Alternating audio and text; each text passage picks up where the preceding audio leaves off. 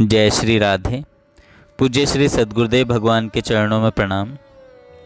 पूज्य श्री राधा बाबा जी का जीवन चरित्र। पूज्य बाबा ने पूज्य श्री सेठ जी के साथ मिलकर गीता तत्व विवेचनी का लेखन कार्य संपन्न किया। इस दौरान भगवान श्री कृष्ण ने कहा, तुम्हारे द्वारा गीता तत्व विवेचनी के लेखन कार्य को संपन्न करवाना था। तुम्हारे सहयोग के अभाव में यह कार्य पूर्ण हो ही नहीं पाता। ज्यों ही यह कार्य संपन्न हुआ तो कुछ श्लोकों का मर्म अब तुम्हारे सामने उद्घाटित कर दिया मैंने। इस नवीन दृष्टि को देखकर भगवान श्री कृष्ण तो तिरोहित हो गए और इसके साथ साथ परिवर्तित हो गई बाबा की विचारधारा। इस नवीन अर्थ के बाद बाबा ने यही सोचा, क्षेत्र संन्यास का नियम लेकर वृंदावन वास किया जाए। कर्म योग की अथवा ज्ञान योग की पद्धति से जो साधना किया करते हैं वे किया करें। अब कर्म ज्ञान भक्ति की सम्मिलित पद्धति के अनुसार जो साधना पथ पर चलना चाहते हैं वे उसी पथ का अनुसरण करें, परंतु श्रेष्ठतम, सरलतम एवं सरसतम साधन है समर्पण योग का, जो मनमना भव मद भक्तो तथा सर्वधर्मान परित्यज्य वाले श्लोकों में प्रतिपादित हुआ है। पूर्ण समर्पण में प्रेम योग की रसमयी साधना जितना और जैसा लोकोत्तर सुख प्रदान कर सकती है वह अन्य किसी के द्वारा संभव है ही नहीं। क्षेत्र संन्यास लेकर वृंदावन वास करने का विचार अधिक प्रबल होता जा रहा था। इसके बाद भी एक और विचार बाबा के मन में सक्रिय था। गीता प्रचार की भावना तो सर्वथा निवृत्त हो चुकी थी। हाँ, संत सेवा की भावना अभी भी मन में बनी हुई थी। बाबा ऐसा भी सोच रहे थे, श्री सेठ जी सच्चे संत हैं, सिद्ध संत हैं, और ऐसे सच्चे सिद्ध संत की किंचित सेवा मेरे द्वारा संपन्न हो सके तो यह मेरा सौभाग्य होगा। इन्हीं भावों से भावित हुए बाबा श्री सेठ जी के पास गए तथा वृंदावन वास की अभिलाषा उनके सामने व्यक्त की। श्री सेठ जी ने कहा, मेरी तो ऐसी इच्छा है कि आप मेरे साथ रहें और अवश्य रहें, जिससे गीता प्रचार का कार्य और तीव्र गति से हो सके। बाबा ने कहा, आपके साथ रहने की चाह तो मेरी भी है, पर मैं तो किसी और हेतु के साथ आपके साथ रहना चाहता हूँ। अब आपका शरीर वृद्ध हो चला है और फिर आपकी आंखों में मोतिया बिंदु हो गया है। नेत्र ज्योति के अत्यंत क्षीण हो जाने पर किसी न किसी से सेवा करवाने की आवश्यकता आपको पड़ेगी। ऐसी स्थिति में मैं तो आपकी लाठी पकड़ने के लिए आपके साथ रहना चाहता हूँ। यदि इसके लिए आप स्वीकृति प्रदान करें तो मैं स्वयं को धन्य मानूंगा। सेठ जी ने तुरंत उत्तर दिया, इस नश्वर शरीर की सेवा के लिए मैं आपको अपने पास रखना नहीं चाहता। मैं तो आपके साथ रखना चाहता था श्रीमद् भगवद गीता जी के प्रचार कार्य के लिए। मैं तो आपको साथ रखना चाहता था श्रीमद् भगवद गीता जी के प्रचार के लिए। बाबा ने विनम्र स्वर में निवेदन किया, मैं तो आपकी सेवा करने के विचार से आपके साथ रहना चाहता था, पर मेरा यह प्रस्ताव आपको स्वीकार ही नहीं है। श्री सेठ जी तथा बाबा की लगभग 1-1.5 घंटे तक बातचीत होती रही। लोक संग्रह की भावना से प्रेरित होकर श्री सेठ जी चाहते थे कि बाबा किसी प्रकार से गीता प्रचार के लिए राजी हो जाएं, पर गीता प्रचार और धर्म प्रचार के प्रति वैसी महत्व बुद्धि अब बाबा के मन में रह नहीं गई थी। श्री सेठ जी द्वारा दिया गया सारा उद्बोध बाबा को अपने निश्चय से विचलित नहीं कर पाया। फिर तो खिन्न मन से श्री सेठ जी ने बाबा को क्षेत्र संन्यास लेकर वृंदावन वास करने के लिए अपनी सहमति प्रदान कर दी।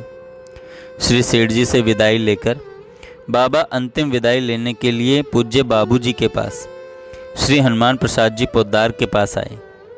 बाबूजी के पास भी बात करते करते लगभग 1-1.5 घंटा लग गया। क्षेत्र संन्यास का व्रत लेकर वृंदावन वास करने के निर्णय का बाबूजी ने अनुमोदन नहीं किया। इतना ही नहीं, बाबूजी ने इस विचार का परित्याग कर देने के लिए अनुरोध किया, परंतु इस समय तो बाबा के मन और मस्तिष्क में भगवान श्री कृष्ण द्वारा उद्घाटित नवीन तथ्य समाया हुआ था। बाबा के मन में अब यही लगी हुई थी कि कब वृंदावन पहुंचूं, क्षेत्र संन्यास का नियम ले लूं। बाबूजी ने बाबा को उस समय निश्चय से विरत करने का बड़ा प्रयास किया। जिस तरह श्री सेठ जी ने बाबा को रोकने का प्रयास किया, उसी प्रकार बाबूजी ने किया। बाबा को रोकने का प्रयास इन दोनों महापुरुषों द्वारा हुआ, परंतु इन दोनों महापुरुषों के उद्देश्य में अंतर था। विगत 2.5 वर्ष की अवधि में बाबूजी को बाबा की पात्रता का परिचय मिल चुका था।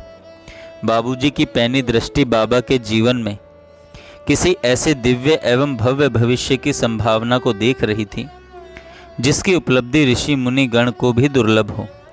श्री सेठ जी द्वारा रोके जाने का उद्देश्य था जगत में श्री गीता तत्व का चतुर्दिक प्रचार हो, और बाबूजी द्वारा रोके जाने का उद्देश्य था जगत में प्रेम धर्म के आदर्श की प्रतिष्ठा हो। बाबूजी ने बाबा को बहुत समझाया, परंतु बाबा भला इस बात को कब सुनने समझने के लिए प्रस्तुत थे। समझाने बुझाने के प्रयास को असफल देखकर बाबूजी ने आत्मीयता पूर्वक कहा, हम लोग चाहेंगे तब ना आप जा पाएंगे, देखें आप वृंदावन कैसे जाते हैं।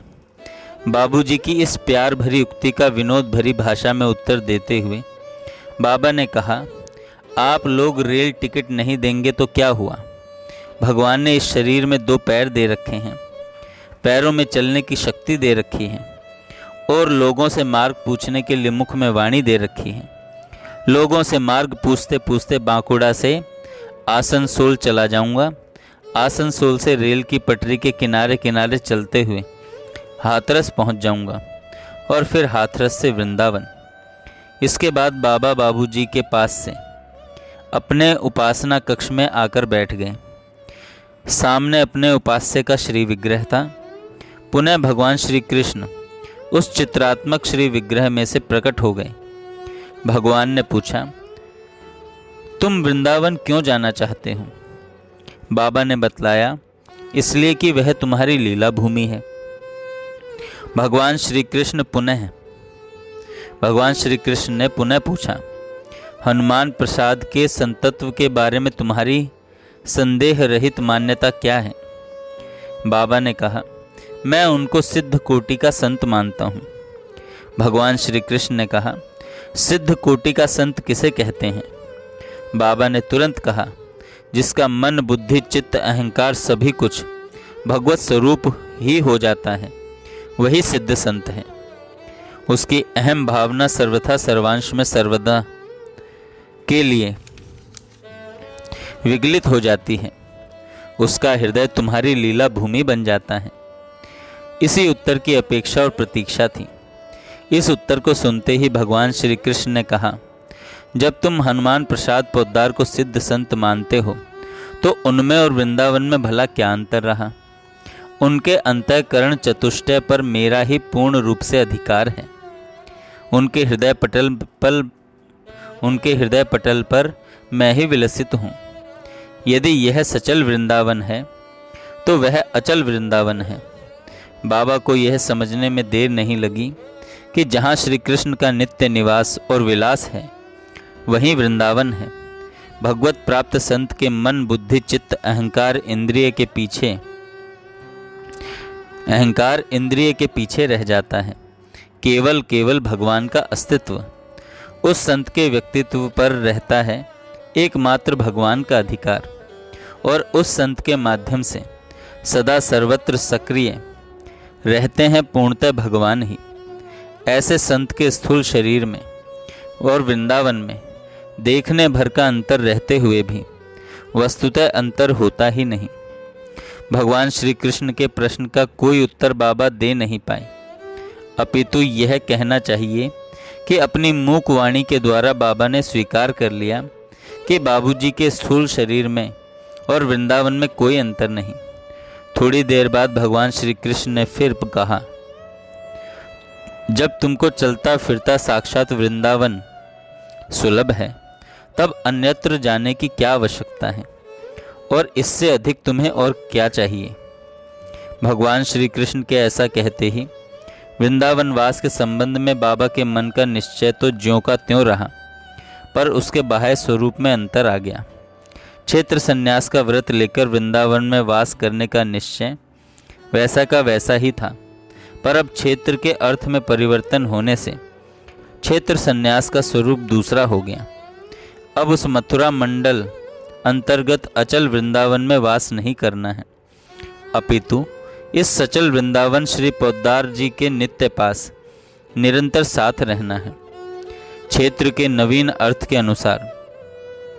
अब बाबा ने पूज्य श्री भाई जी के साथ सदा सर्वदा रहने का निश्चय कर लिया। भाई जी के साथ नित्य निरंतर रहने का निश्चय होते ही मन में एक उलझन उत्पन्न हो गई कि उनके नित्य साथ रहने का स्वरूप क्या हो। मन में उचित समाधान स्फुरित नहीं होने पर बाबा ने भगवान श्री कृष्ण के समक्ष अपनी उलझन रख दी। भगवान श्री कृष्ण ने कहा, सूर्योदय से लेकर सूर्योदय तक अर्थात 24 घंटे की अवधि में एक बार श्री पोद्दार महाराज का दर्शन कर लो, भले यह दर्शन एक क्षण का ही हो। इसके अतिरिक्त जब तक श्री हनुमान प्रसाद पोद्दार प्रसन्न चित्त से अनुमति न दें तब तक वृंदावन धाम में मत जाना। इतना कहकर भगवान श्री कृष्ण अंतर्ध्यान हो गए। अब बाबा के मन में वृंदावन जाने का निश्चय विसर्जित हो गया। बाबा अपने उपासना कक्ष से उठकर बाबूजी के पास आए। बाबूजी अपने संपादन कार्य में संलग्न थे। भाई जी के पास बैठकर बड़े मीठे शब्दों में बाबा ने कहा, भाई जी अब मैं वृंदावन नहीं जाऊंगा। बाबूजी ने कहा, आपको कौन रोकता है, आप वृंदावन जाइए, लोग आपको वृंदावन का मार्ग भी बता देंगे। बाबूजी के घुटनों को प्यार भरे हाथों से सहलाते हुए बाबा कहने लगे, नहीं भाई जी, अब वृंदावन जाने का विचार छोड़ दिया है। अब तो एक ही बात है, सदा आपके पास आपके साथ रहना है। बस 24 घंटे में एक बार आपका दर्शन मिल जाया करे। परखने के लिए बाबूजी ने आनाकानी कम नहीं की, परंतु अंत में बाबा को अपने मनुहार में सफलता मिली। अपने पास नित्य साथ रहने के लिए बाबूजी ने बाबा को अनुमति प्रदान कर दी। अपने पास नित्य साथ रहने के लिए बाबूजी ने बाबा को ज्यों ही अनुमति प्रदान की, बाबा को परम आह्लाद हुआ। यह नवीन, यह जीवन धारा में एक महत्वपूर्ण मोड़ था, एक नए अध्याय का शुभारंभ था। नित्य साथ रहने के व्रत का जीवन में निर्वाह भली प्रकार से हो, इसके लिए बाबा पूर्ण रूप से कटिबद्ध थे। बस एक बाधा थी, बाबा को अपनी जन्मदात्री माँ की स्मृति कभी कभी गहराई से हो आया करती थी। इस स्मृति से भी ऊपर उठ जाने के लिए बाबा अपनी माँ से एक बार और अंतिम बार मिलना चाहते थे। इस मिलन के लिए वे भाई जी से प्रसन्न मन से आज्ञा प्राप्त करना चाह रहे थे। इस भाव से प्रेरित होकर बाबा ने बाबूजी से कहा, मैं आपसे एक बात और कहना चाहता हूँ, पर अपनी बात मैं तब बताऊँगा जब आप पहले उसके लिए स्वीकृति प्रदान कर दें। भाई जी ने कहा, पता नहीं आप क्या कहेंगे। बाबा ने कहा, मैं आपसे किसी अशुभ अथवा असत्य बात के लिए तो अनुरोध करूँगा नहीं, फिर आपको स्वीकृति देने में क्या आपत्ति है। बाबूजी ने कहा, पहले आप अपनी बात तो कहें। बाबा ने कहा, मुझे अपनी जन्मदात्री माँ की स्मृति कई बार आती है। मैं अपनी माँ का दर्शन एक बार करना चाहता हूँ। यह मेरे लिए अंतिम दर्शन होगा। आप कह दें कि अपनी माँ का दर्शन करके आप मेरे पास आ जाएं। बाबूजी ने कहा, इसके लिए आपको कौन रोकता है। बाबा ने कहा, यही तो मैं कहता हूँ कि आप वाणी का घुमाव फिराव छोड़कर सीधे सीधे कह दीजिए। बाबूजी ने बाबा को अपनी माताजी का दर्शन कर आने के लिए कह दिया। अनुमति मिलने पर बाबा ने बाबूजी से कहा, मैं आपसे एक आश्वासन और चाहता हूँ। भगवान श्री कृष्ण से वार्तालाप होने के बाद से बाबा को बाबूजी के स्वरूप, उनके सामर्थ्य, उनकी महत्ता, उनके प्रभाव का परिज्ञान हो चुका था। बाबूजी ने पूछा, क्या चाहते हो। बाबा ने कहा, अपने गांव जाने पर माँ की ममता के कारण मेरे सामने कोई बाधा या उलझन उपस्थित न हो।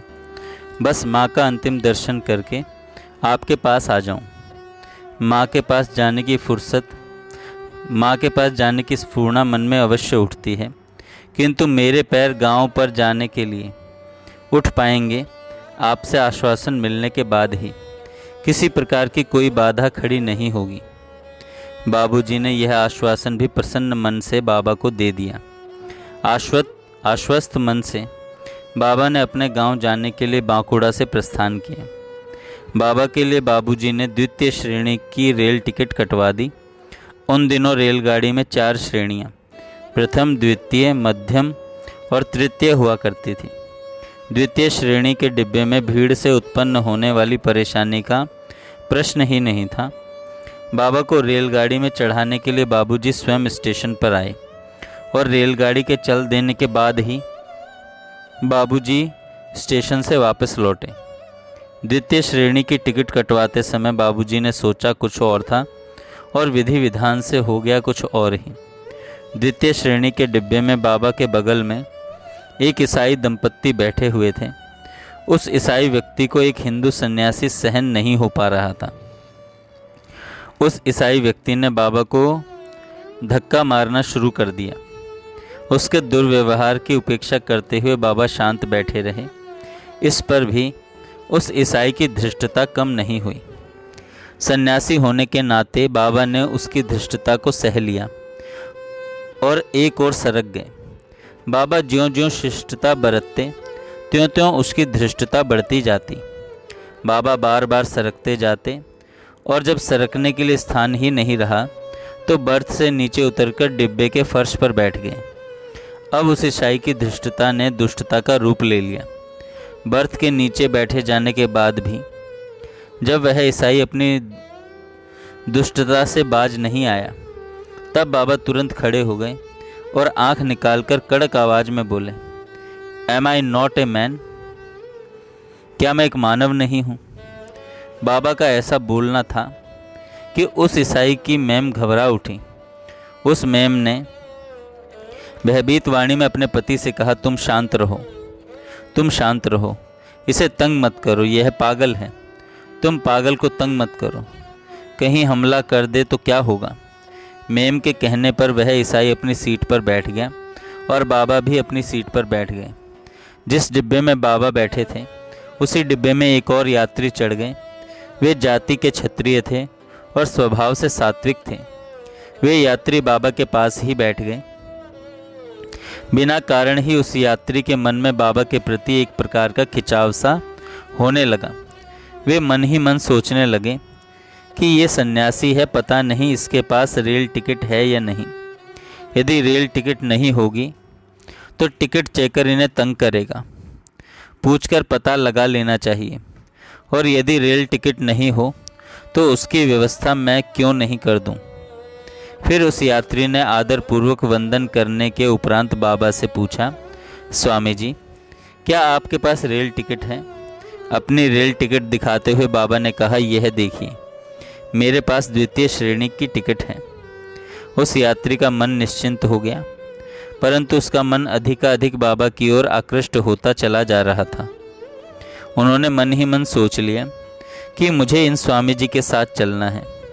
जहाँ ये रेल से उतरेंगे वहीं मैं भी उतर जाऊंगा तथा इन्हें जिस स्थान पर जाना होगा वहाँ जाने के लिए रेल या बस की टिकट कटाकर अथवा टैक्सी में चढ़ाकर इनके जाने की व्यवस्था कर दूंगा। ऐसा ही उन्होंने किया भी। गया स्टेशन पर उतरने के बाद गांव तक पहुंचने का प्रबंध उन्होंने कर दिया। वस्तुतः योगक्षेम वहन करने वाले भगवान सबकी सुधि रखते हैं और अकारण सुहृद भगवान की यह मंगलमयी लीला थी कि उस यात्री को प्रेरणा देकर भगवान ने बाबा की सारी व्यवस्था कर दी। बाबा का नियम था कि मैं किसी से कुछ याचना नहीं करूंगा,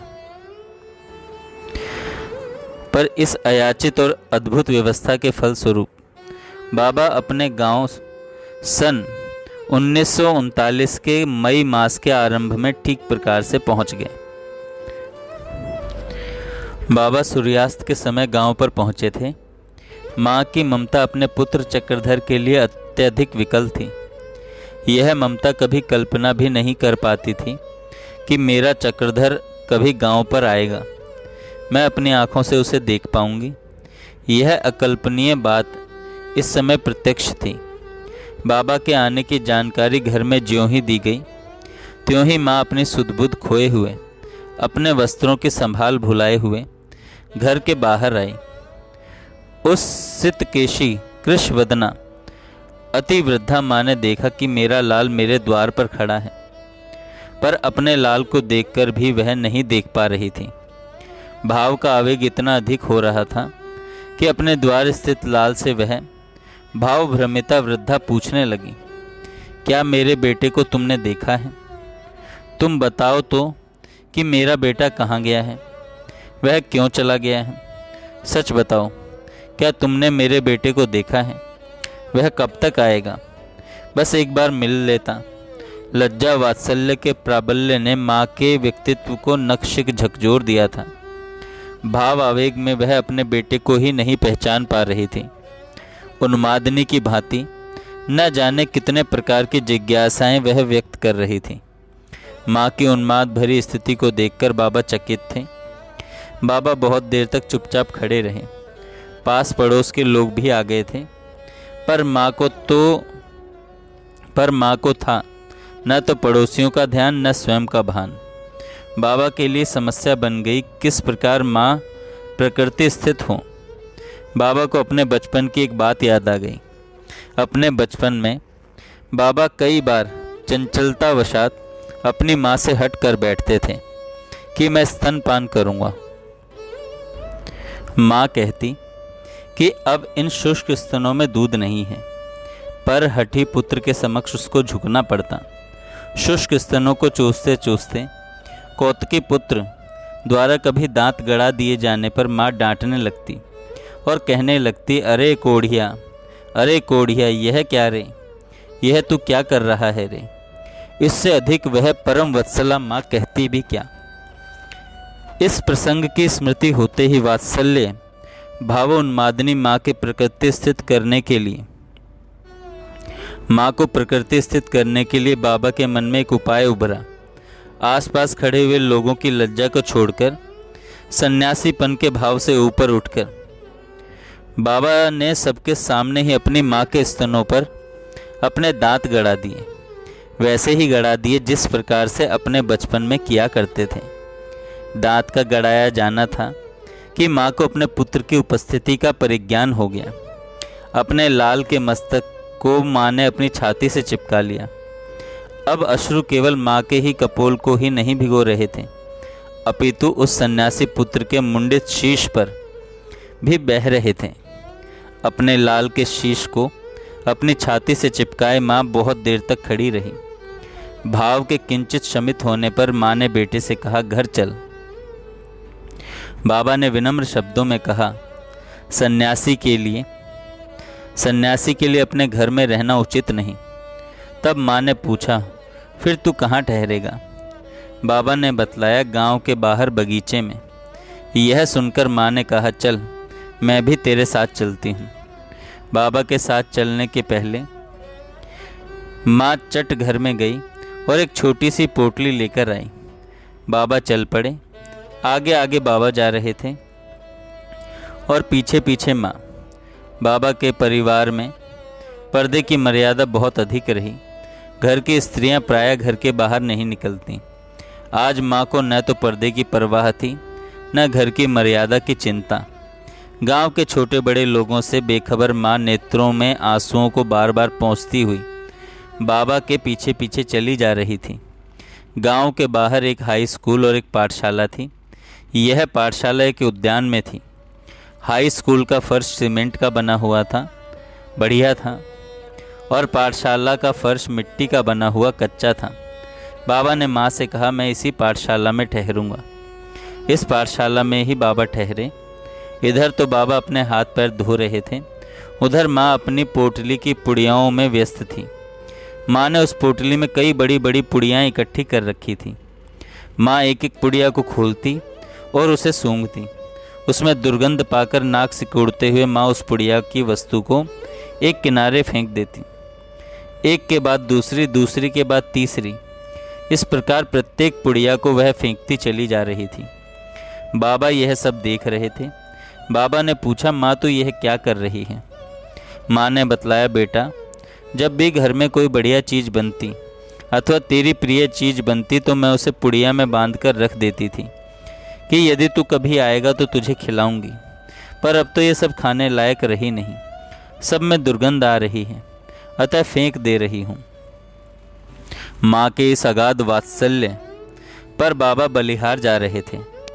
माँ अच्छी तरह जानती थी कि पुत्र सन्यासी हो गया है, अब वह कभी भी घर नहीं आएगा।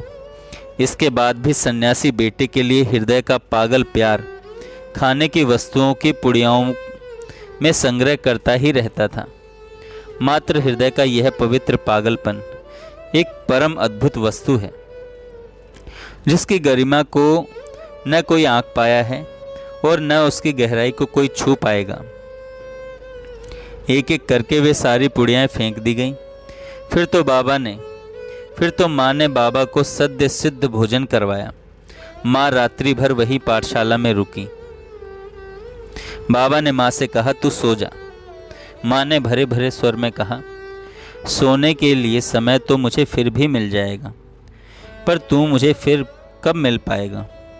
माँ इतना जो जान रही थी कि यह यहाँ केवल कुछ दिनों के लिए ही आया है। फिर माँ ने स्खलित वाणी में कहा, अब तू केवल मेरा बेटा थोड़ी ही है। जो भी तुझे बेटा कहेगा उसे तू माँ कह देगा। अब तो तू सारे संसार का है। इस प्रकार की बातें माँ कहती जाती थी और अपने आंसू पोंछती जाती थी। गांव के लोग भी बाबा से मिलने आए। इस अवसर पर बाबा ने अपने पूर्वाश्रम के बड़े भाई पंडित श्री तारादत्त जी मिश्र से बड़ी महत्वपूर्ण बात कही। मैं और आप सहोदर भाई हैं। इस भ्रातृत्व को विश्व में कोई मिटा नहीं सकता, पर पहले के संबंध में और आज के संबंध में कुछ अंतर अवश्य हो गया है। पहले हम लोगों को परस्पर में बांधने वाली थी माया, और इसी माया के कारण भाई ही भाई का विरोधी बन जाता है।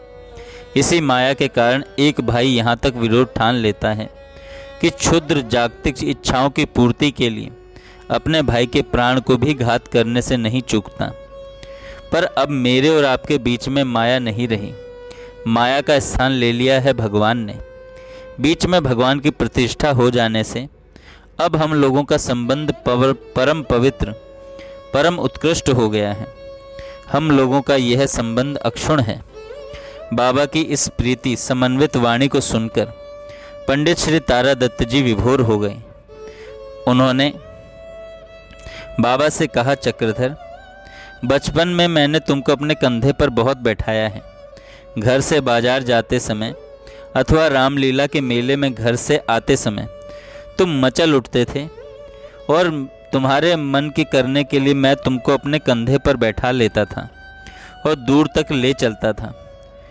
यह सही है कि लोक की दृष्टि से भाई के नाते मैं तुमसे बड़ा हूँ, पर उससे भी अधिक सही और सच्ची बात यह है कि आध्यात्म की दृष्टि से आज तुम मुझसे बहुत बड़े हो।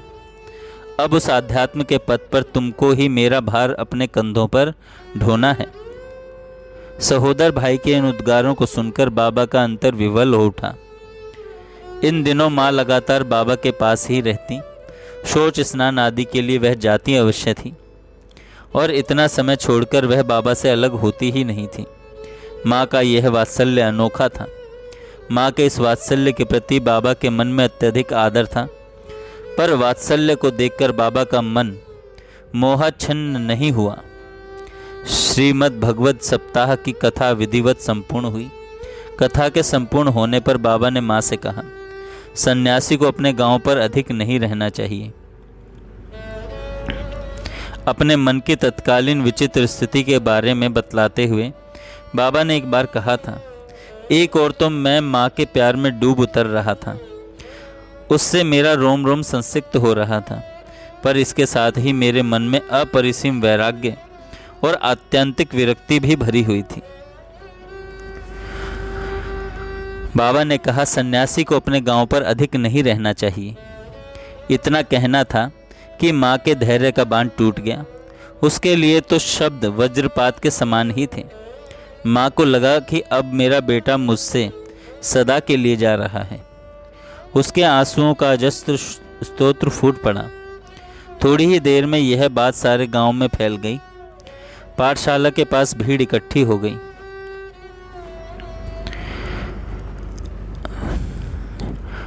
अपने कंधे पर कटी वस्त्र और हाथ में कमंडलू लेकर बाबा चलने के लिए तैयार हो गए। बाबा की एक सहोदरा बहन का नाम रहा सुहागमणि। उनके पति श्री युगल किशोर जी संस्कृत के उद्भट विद्वान थे। वे वहीं खड़े थे। माँ ने अपने जामाता श्री जुगल किशोर जी से विनती की कि आप मेरा एक काम कर देंगे। उस समय सारा वातावरण करुणापूर्ण हो रहा था। वे ही क्यों, हर व्यक्ति माँ के आदेश का पालन करने के लिए प्रस्तुत था। श्री युगल किशोर जी ने कहा, कहिए क्या आदेश है। माँ ने कहा, आप इसे पटना तक छोड़ आएं। वहाँ से फिर यह जहाँ जाना चाहेगा रेलगाड़ी से चला जाएगा। माँ के इस आदेश के पालन में उन्होंने अपना सौभाग्य ही समझा। श्री युगल किशोर जी ने माँ से कहा, मैं अवश्य चला जाऊँगा। जाने के लिए टैक्सी आ गई। विदा होने का समय अब समीप था। अब बाबा को अपने गांव से, गांव वासियों से, परिवार से और अपनी जन्मदात्री माँ से अंतिम विदाई लेनी है। लोगों से घिरे हुए बाबा खड़े थे अपनी माँ के सामने, और माँ खड़ी थी अपनी भीगी आँखें, भीगे कपोल और भीगा आंचल लिए हुए। सबका हृदय भर भर आ रहा था, किंतु माँ की विकलता की तो सीमा ही नहीं। उसी समय माँ ने भीगी भीगी भीनी भीनी वाणी में कहा, कुछ खा ले। उस समय माँ के हाथ में या पास में कुछ था नहीं, पर वात्सल्य भाव का महाउद्रेक होता ही है ऐसा अनोखा। बाबा के मुख से निकल गया दे। बाबा के मुख से दे निकलते ही माँ घर के लिए दौड़ पड़ी। वह हवा की तरह भागती जा रही थी। घर में जो भी मिला वही वह ले आई। उसने वह मिष्ठान बाबा के हाथ पर रख दिया। बाबा ने पूछा, यह अन्नहारी है या फलहारी? माँ ने कहा, यह फलाहारी है, इसे खा ले, तेरा मंगल ही होगा। बाबा ने तुरंत वह मिष्ठान खा लिया। उस अमृत में मिठास की स्मृति बाबा को अपने परवर्ती जीवन में सदा ही बनी रही।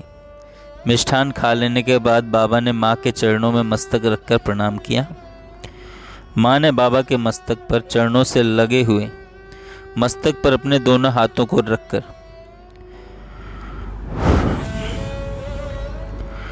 भर्राए स्वर में अपने लाल को आशीर्वाद दिया। सुखी रहो, सदा सुखी रहो। गुरुजन, पुरजन, परिजन, स्वजन आदि सभी से विदाई लेकर बाबा टैक्सी पर चढ़े तथा श्री युगल किशोर जी के साथ पटना स्टेशन पर आ गए। बाबा को सूचना मिल चुकी थी कि बाबूजी बांकुड़ा से कलकत्ता चले गए हैं। बाबा पटना से कलकत्ता गए और गोविंद भवन में बाबूजी से मिले। बाबा को देखकर बाबूजी को बड़ी प्रसन्नता हुई। जय श्री राधे।